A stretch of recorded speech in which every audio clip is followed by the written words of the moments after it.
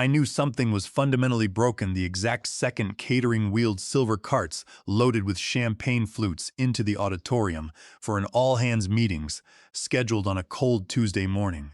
In 11 years of corporate software architecture, I had learned a simple, unwritten rule. True operational success never required that much expensive alcohol or that little advance warning. Executive teams only popped corks before noon when they were trying to distract an audience from a massive sleight of hand. Gavin Thornton, the newly appointed vice president of corporate strategy who had arrived 6 months prior following a disastrous tenure at a collapsing financial tech firm, strutted up the polished stairs to the main podium. He adjusted his microphone with the practiced arrogance of a man who measured his worth entirely in venture capital valuations and unearned stock options. The massive presentation screens behind him lit up with an animated slide deck. A towering blue graphic declared that Aegis Tech Solutions had officially entered into an agreement to be acquired for $400 million by Blackwood Capital Partners. The room exploded into stunned whispers and half-hearted cheers. Junior software engineers stared wide-eyed at the figures on screen, no doubt calculating potential equity payouts, while veteran product managers shifted uncomfortably in their padded chairs. Gavin let the applause ripple for a few rehearsed seconds before raising his hand for silence. He smiled, a thin, predatory curve of his lips, and clicked to the next slide, which displayed a bulleted list titled Organizational Restructuring and Synergy Optimization. And in direct accordance with our immediate operational streamlining, Gavin announced, his voice booming clearly across the sound system, the position of lead systems architect held by Nathaniel Vance is being eliminated. Effective immediately. No prior notice or formal consultation is required. We deeply appreciate Nathaniel's legacy contributions, but our future demands lean, agile leadership. The room fell into an absolute, suffocating silence. It was as if the ventilation system itself had been switched off. 50 developers and senior project leads froze in place, pretending not to glance toward the third row where I sat. There was no severance package mentioned, no formal tribute, not even a customary firm handshake.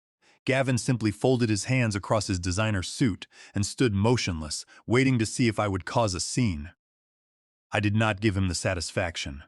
I slowly stood up, smoothed down the front of my charcoal blazer, picked up my leather briefcase, and turned toward the exit aisle. I walked past the trays of smoked salmon and silver ice buckets that had been wheeled in like props for a staged wedding. As I pushed open the double doors leading into the main corridor, I heard Gavin's voice trail off over the speakers, reassuring the room that Aegis was moving into a golden era of profitability. When I swiped my electronic access badge at the turnstile in the ground floor lobby, the digital reader flashed bright red and emitted a harsh double beep. My clearance had already been revoked. The security guard behind the marble desk gave me a look compounded of mild sympathy and bureaucratic indifference. Gavin had orchestrated the timeline with cold precision, cutting off my access to the building before I had even reached the street. I stepped outside into the sharp autumn breeze.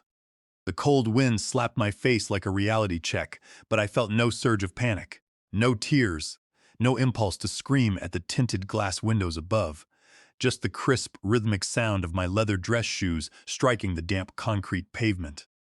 For 11 years, I had worked 60-hour weeks in windowless server rooms, designing the entire transactional backbone of Aegis Tech Solutions. I had authored 4 primary software patents, built 2 complete enterprise product lines, and rescued their legacy database architecture from total collapse. And in return, I was denied even a simple farewell bagel in the break room. My phone vibrated in my pocket. It was a text message from Ethan Bradley, my senior back-end lead, filled with frantic question marks and exclamations of anger. I looked at the screen, put the phone back into my jacket, and continued walking. Ethan would understand soon enough. Back in the auditorium, executive managers were pouring sparkling wine into glass flutes while entry-level developers clapped for a payout they believed was secured. What none of them realized was that every critical software module, every algorithmic routing engine, and every proprietary data pipeline running Aegis Tech Solutions operated through a legal framework they had never audited, because for over a decade, While executive vice presidents focused on pitching sleek slide decks to external investors, I had quietly built the intellectual foundation of the company and ensured that legal ownership remained strictly mine. I had never insisted on big press releases or public titles. The company had even misspelled my name on early promotional packaging. I had allowed myself to remain invisible, and that absolute anonymity was about to become my greatest tactical weapon. While Gavin toasted to a $400 million exit, I walked 3 blocks south to a quiet commercial building with no corporate banner on its glass facade. I entered the quiet steel lobby of First Haven Bank, stepping onto the polished granite floor. The air was cool and filled with the faint scent of old paper and institutional security. I presented my driver's license to the vault officer, who conducted a swift verification of my identity before guiding me through heavy steel doors into the safe deposit depository. The room hummed with constant climate control. I pressed my thumb against the biometric scanner and signed the physical ledger. Vault Box 2187 clicked open smoothly, sliding out on smooth ball bearings. Inside lay a matte black aluminum case and an encrypted solid-state flash drive wrapped in red security tape. I did not need to open the case to know its precise contents. Standing in that quiet vault room, my memory drifted back to the rainy afternoon 5 years ago, when I had arranged those documents with my father, Thomas Vance. My father had been a veteran patent attorney who wore immaculate three-piece suits, even when tending to his garden. When he was diagnosed with terminal liver illness, he knew he would not live long enough to see how my career unfolded. But he understood corporate dynamics better than anyone in Silicon Valley. Nathaniel, he had told me while resting his frail hands on his mahogany desk, if corporate executives refuse to see your true value, you must ensure they cannot function without your permission. Never assign your primary intellectual property to an employer under a generic agreement. Hold title in an independent entity. Together, we had spent 3 painstaking weeks drafting airtight licensing agreements, setting up a specialized holding firm named Vance Innovations Limited Liability Company, and registering provisional utility filings under Title 35 United States Code Section 261. Under federal patent law, an assignment of patent rights must be explicitly executed in writing by the primary inventor and recorded with the United States Patent and Trademark Office. I had granted Aegis Tech Solutions a non-exclusive, revocable operational license that was strictly non-transferable in the event of a corporate change of control or structural merger. My father had smiled through his fatigue as he stamped the official notary seal onto the final transfer deed. Just in case, my son, he had whispered, sliding the documents into the heavy case. Because you are far too skilled not to be betrayed by men who only know how to sell what others build. I placed the matte black briefcase into my leather bag, exited the bank vault, and hailed a cab to my high-rise apartment. The city rolled past the window in a blur of glass and steel. No public parade for the discarded engineer. No fanfare for the man who had just been ejected by an executive whose sole creation was a 6-slide presentation deck titled Organizational Synergy. But inside my bag lay the legal instruments that would dismantle Gavin Thornton's $400 million parade. Before the market opened on Monday, upon returning to my apartment, I set the briefcase onto the dining table and entered the 4-digit security code. The latch clicked open.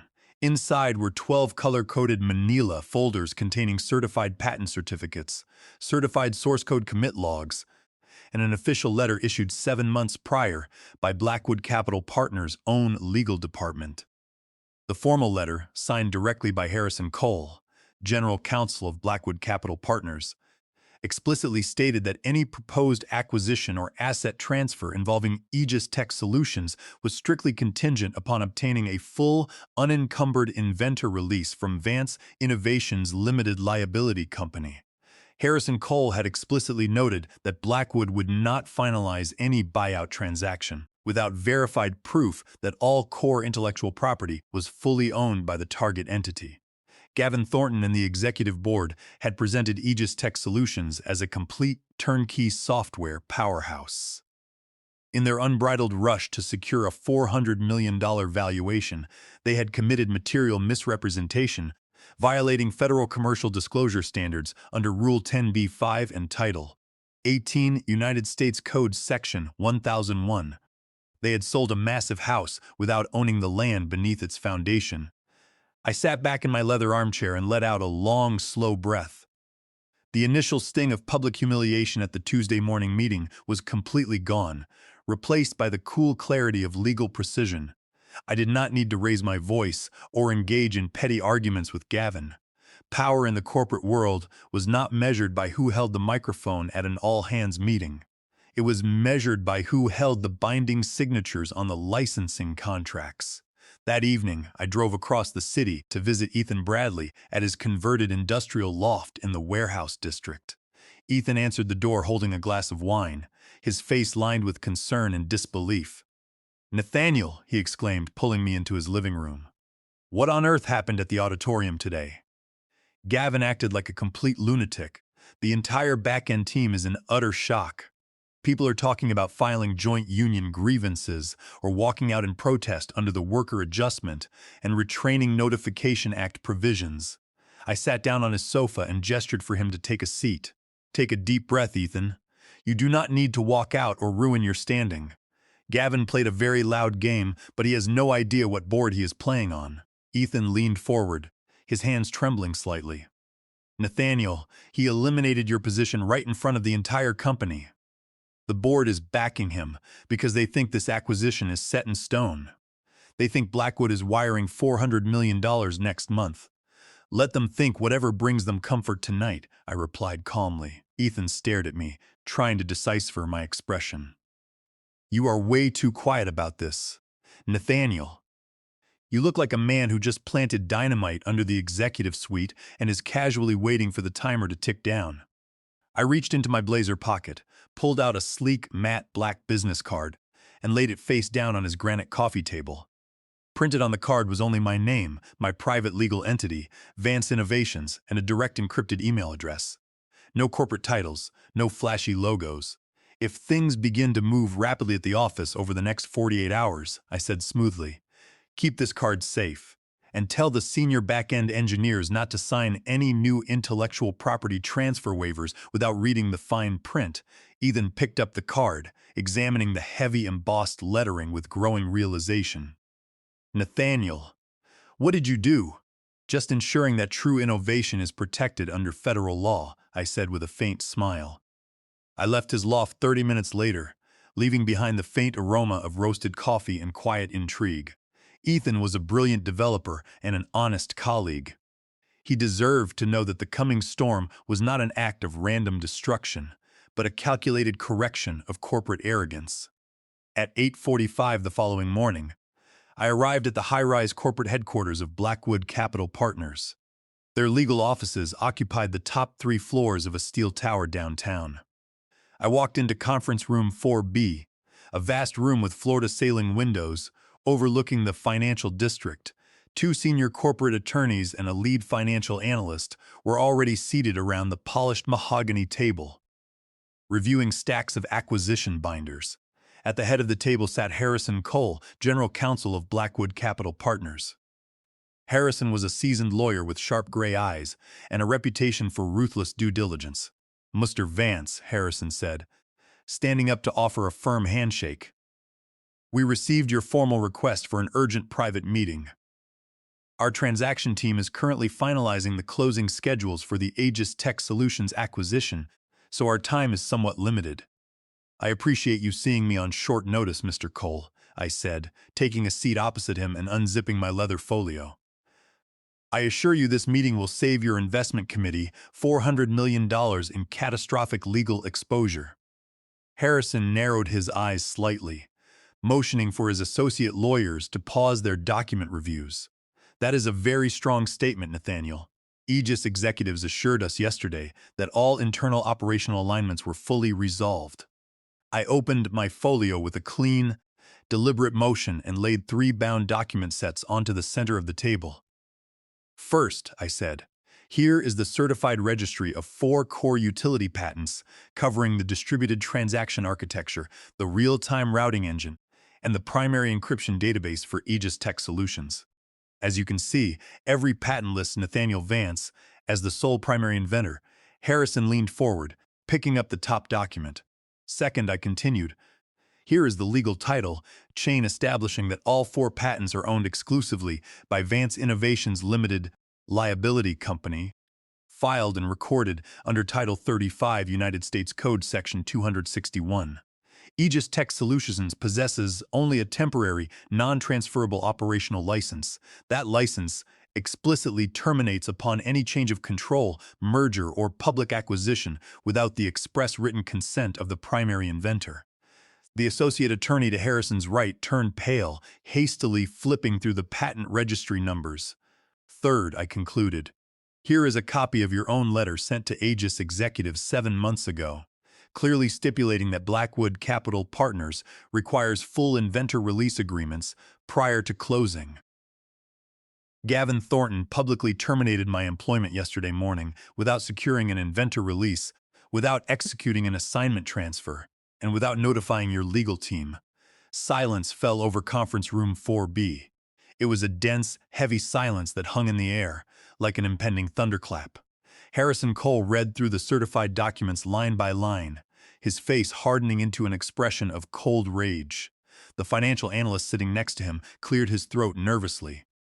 Mr. Cole, if Aegis Tech Solutions does not own the core patent infrastructure, then what exactly are we buying for $400 million? You are buying an empty corporate shell and a collection of leased office furniture, I answered quietly. Harrison Cole slowly laid the papers back onto the table. He leaned back in his leather chair, resting his chin on his hands. Gavin Thornton assured our board in writing that all intellectual property assignments were fully executed and held in corporate escrow. Then Gavin Thornton committed fraudulent inducement, breach of fiduciary duty, and material misrepresentation under federal securities law, I stated plainly. He attempted to sell asset rights he never possessed. Harrison glanced at his associate attorneys. Can Aegis cure this title defect through litigation? Not unless they intend to litigate against federal patent records, I replied calmly. Under Title 17 United States Code, Section 106, and Federal Trade Secret Protections, under 18 United States Code Section 1836, any unauthorized commercial deployment of my proprietary architecture following my termination constitutes deliberate willful infringement. Harrison was silent for 10 long seconds. When he looked back up at me, his eyes were sharp with immense respect. What is your objective here today, Nathaniel? Are you looking to block the acquisition entirely? I am here to offer Blackwood Capital Partners a direct strategic alternative, I said. I am willing to license the underlying technology platform directly to your capital group under an independent commercial agreement. You obtain the software architecture cleanly, without paying $400 million to an executive team that lied on their financial disclosures. Harrison Cole stared at me, then looked down at the patent deeds stamped by Vance Innovations. He pulled a pen from his jacket pocket and nodded once toward his lead associate. Cancel my afternoon schedule, Harrison commanded quietly, and call our managing partner, Raymond Thorne. Tell him we have a fundamental title breach on the Aegis transaction. I stood up, gathered my personal copies, and shook Harrison's hand. As I reached the door, I turned back to look at the legal team. When Gavin Thornton calls your office today to confirm the wire transfer schedule, I said softly, please tell him I sent you my regards. By 11:30 that morning, the first internal tremors began to shatter the calm inside Aegis Tech Solutions. It started as a subtle anomaly in the internal communication channels. A junior developer posted a message in the main corporate channel asking why the official press release announcing the $400 million acquisition had suddenly been removed from the investor relations web portal. 20 minutes later, an automated administrative notification announced that the executive quarterly strategy presentation had been postponed indefinitely. Inside the executive wing on the 4th floor, the atmosphere turned frantic. CTO Victor Hayes, a veteran manager who had spent the last 5 years relying on my technical systems to keep the company operational, was abruptly summoned into Conference Room D by Executive Legal Counsel. Sitting inside the room were two senior corporate lawyers and an outside auditing consultant. Spread across the table were patent verification reports, returned from the United States Patent and Trademark Office. Every single core module queried by the system returned the same status flag: title owner, Vance Innovations Limited Liability Company. Primary rights reserved, Nathaniel Vance. Victor Hayes emerged from the meeting 2 hours later, looking visibly shaken. He walked straight into Gavin Thornton's corner office, closing the blinds behind him. "Gavin," Victor said, his voice strained with rising panic. "We have a massive legal disaster on our hands. The due diligence verification system just rejected the intellectual property transfer deeds for Blackwood Capital." Gavin leaned back in his executive chair, waving his hand dismissively. "Calm down, Victor. It is just a minor clerical error in the filing paperwork. Nathaniel is probably trying to posturing for a tiny severance payout. We will have legal send him a standard cease and desist letter." Victor slammed his hand onto Gavin's desk. "It is not a clerical error, Gavin. Nathaniel holds the primary patents under an independent holding company. He never signed an explicit assignment deed to Aegis. Blackwood's legal team just flagged the entire $400 million transaction as unverified." Gavin's face went completely pale. His arrogant composure cracked, revealing the raw panic underneath. "What do you mean he holds the patents? He was an employee. Everything he wrote belongs to Aegis, not under federal patent law." Victor shouted back. "Under 35 United States Code Section 261, an employee retains primary ownership unless an explicit written transfer deed is recorded with the Patent Office. You terminated him publicly before securing his signatures." At 4:15 that afternoon, my personal phone began ringing continuously. The caller identification displayed the main line for Aegis Human Resources. I let it ring until it went to voicemail. 2 minutes later, an urgent high-priority email arrived in my inbox from the Vice President of Human Resources. The subject line read, "Urgent. Clarification requested regarding prior technical documentation. Dear Nathaniel," the email began, "we hope you are doing well. We would greatly appreciate the opportunity to schedule an immediate meeting this evening to discuss some routine administrative questions regarding prior software documentation and patent assignment filings. Routine administrative questions." It was a hilarious, desperate attempt to soft-pedal a catastrophic $400 million lie. I did not reply. Instead, I forwarded the entire email thread to my retained legal counsel, with instructions to inform Aegis HR that all further communications regarding Vance Innovations must be conducted strictly through formal legal channels.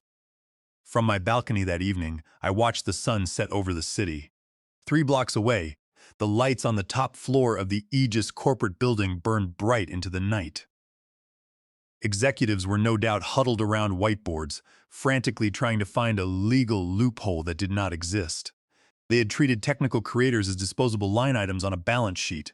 Now, they were discovering that without the architect, their entire $400 million castle was nothing more than a pile of cards in the wind. By Thursday morning, the silence coming from the executive suite at Aegis Tech Solutions had become deafening. The internal employee dashboard still displayed a static banner celebrating the pending transaction, but the hyperlinks leading to press statements yielded only digital error pages. Rumors swept through the office corridors like wildfire. Engineering teams stopped working on sprint tickets, gathering in small groups near the coffee machines to share hushed theories. Everyone knew that something catastrophic had occurred behind closed doors. In a desperate attempt to regain control of the narrative, Gavin Thornton scheduled a mandatory emergency company-wide town hall meeting in the main cafeteria at 11 o'clock. The atmosphere inside the cafeteria was tense and stifling. Employees filled the rows of chairs, sitting in stony silence as Gavin stepped up to the podium. He had rolled up his dress shirt sleeves in an artificial attempt to signal crisis leadership, but his hands were visibly trembling as he adjusted his notes. Behind him, a hastily constructed slide presentations displayed corporate slogans like maintaining strategic momentum and focused on long-term growth. Gavin cleared his throat, trying to project his usual smooth corporate confidence. "Good morning, team," he began, his voice echoing nervously across the room. I want to address some unfounded rumors regarding our pending transaction with Blackwood Capital. I assure everyone that our operational trajectory remains completely intact. The minor delay in our public announcement is simply standard corporate housekeeping. A senior developer sitting in the middle row raised his hand. Gavin, if the deal is on track, why did the press releases disappear? And why was Nathaniel Vance terminated right before the legal audit closed? Gavin's jaw tightened. Nathaniel's departure was part of a planned organizational restructuring, he snapped defensively. Aegis Tech Solutions owns all proprietary algorithms developed under our roof. No single individual can impact the momentum of this enterprise. No one clapped. The room remained completely cold. The developers exchanged knowing looks. They knew who had written the underlying code, who had spent nights patching critical server exploits, and who had built the engine that made the company valuable. Gavin's grand executive rhetoric was collapsing against the hard reality of technical truth. At 3 o'clock that afternoon, I received a private email from Liam Miller, a junior back-end engineer who had joined Aegis 2 years prior. Nathaniel, Liam, wrote, I don't know the full details of what is happening with legal, but the entire engineering department knows the truth. You built every single core system that keeps this company alive.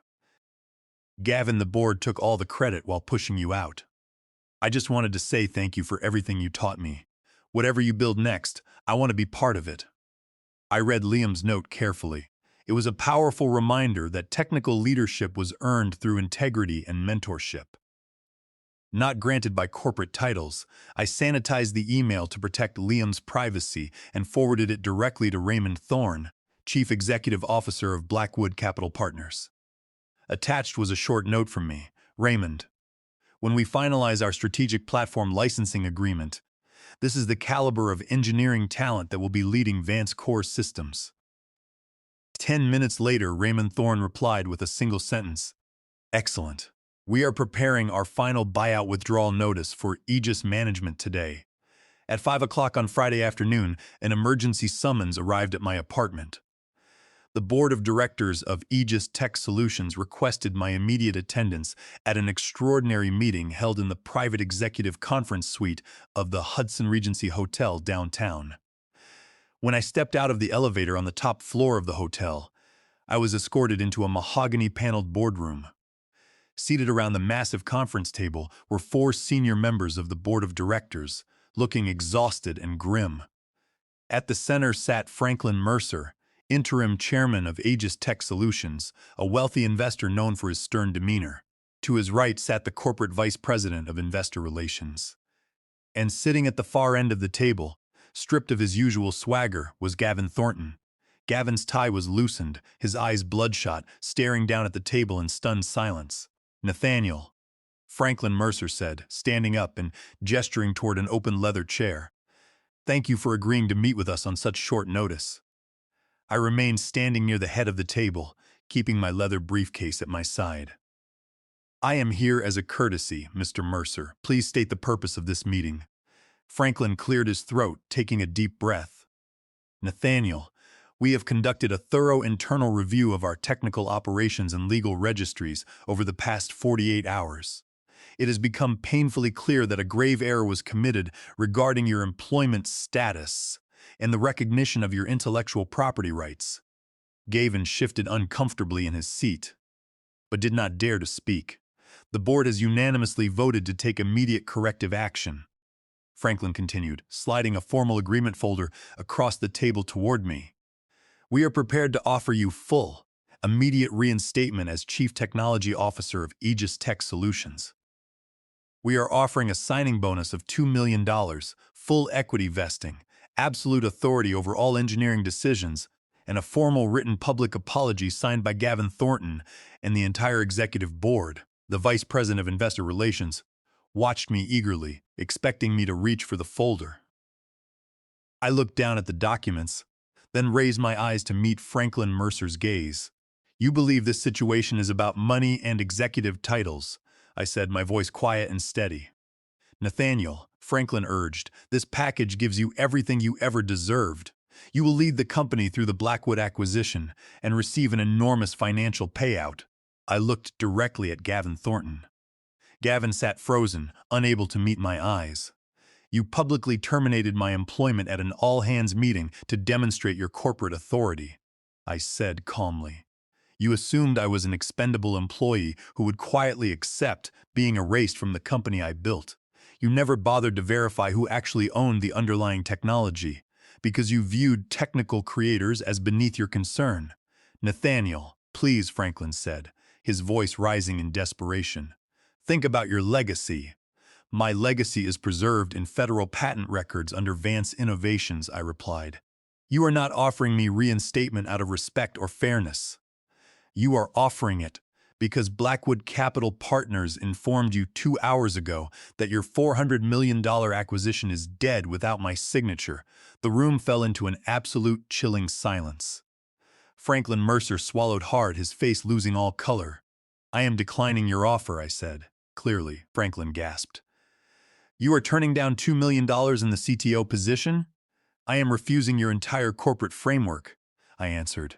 You cannot offer me a seat at a table that is built on a fraudulent foundation. You already fired me, and now I am walking away with the technology that made you valuable in the first place. I turned around and walked toward the exit doors. You will regret this, Nathaniel! Gavin shouted from the end of the table, his voice cracking with desperate rage. You will never work in this industry again. I paused at the door, turned my head, and looked back at Gavin Thornton with calm pity. I will not need to look for work, Gavin, I said softly. Because on Monday morning, Blackwood Capital Partners is executing a direct licensing agreement with my new firm, and every talented developer you humiliated is coming with me. I walked out of the boardroom, the heavy mahogany doors closing softly behind me, leaving the board of directors in total ruin. On Monday morning at 9 o'clock, I sat in the executive suite of Blackwood Capital Partners alongside Senior Counsel Miriam Stone and Chief Executive Officer Raymond Thorne. Spread across the conference table were the finalized contracts establishing a long-term technology licensing partnership between Vance Innovations Limited Liability Company and Blackwood Capital Partners. The legal terms were flawless.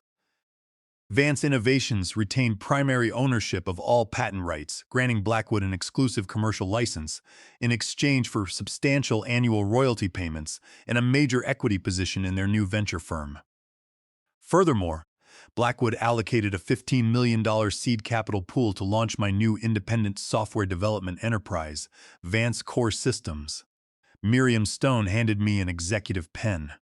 Everything has been audited and approved by our investment committee, Nathaniel. The terms completely protect your intellectual property while giving us the software architecture we require. I signed the final signature page smoothly, appending the official corporate seal of Vance Innovations Limited Liability Company. Congratulations, Nathaniel. Raymond Thorne said, standing up to shake my hand warmly. We are thrilled to partner with a true inventor who understands how to build lasting value. Thank you, Raymond, I replied. As we finalized the paperwork, Miriam pulled up an internal communication monitor on the conference room wall. At 9:15, Blackwood's legal department officially issued a formal public market notification regarding Aegis Tech Solutions. The notice was short, precise, and devastating. Effective immediately, Blackwood Capital Partners has formally terminated all acquisition discussions and withdrawn its tender offer for Aegis Tech Solutions, citing fundamental material misrepresentations regarding intellectual property title ownership. Within minutes, the news crashed through the financial markets. Aegis Tech Solutions' private valuation collapsed overnight. Investor confidence evaporated, and news outlets reported that the executive board had initiated an immediate internal investigation into Gavin Thornton for breach of fiduciary duty and corporate fraud. By 12 o'clock, Gavin Thornton had been summarily removed from his executive position. His corporate access credentials were revoked, his corporate credit cards canceled, and his personal profile on professional networking sites updated to reflect his immediate termination. At 2 o'clock that afternoon, I sat in my new executive office on the 20th floor of Vance Core Systems.